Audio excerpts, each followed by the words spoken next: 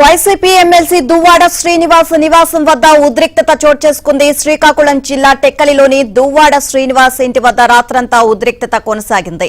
దువ్వాడ కుటుంబ సభ్యులు మరోసారి ఆయన్ను కలవడానికి వెళ్లారు. ఆయన సతీమణి వాణి, కుమార్తె హైందవిలు టెక్కలిలో దువ్వాడ నూతనంగా నిర్మించుకున్న ఇంటి గేట్లను కట్ చేయించి లోనికి వెళ్లారు. ఇదే సమయంలో అక్కడికి వచ్చిన ఎమ్మెల్సీ దువ్వాడ శ్రీనివాస్ భార్య కూతురిపై చిందులేశారు.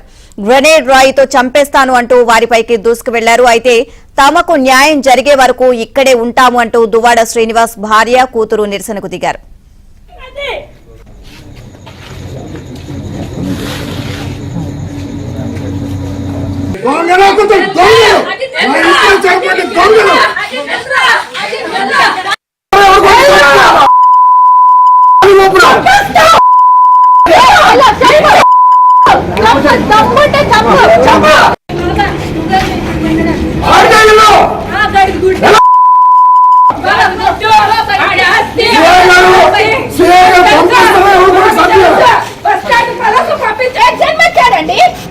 బయటకు రారా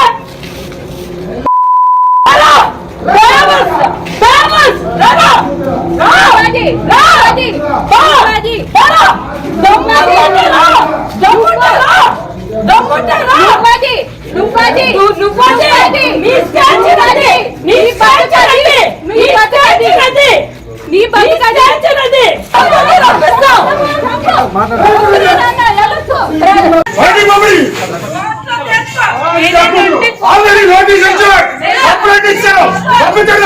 పంపించండి ఫస్ట్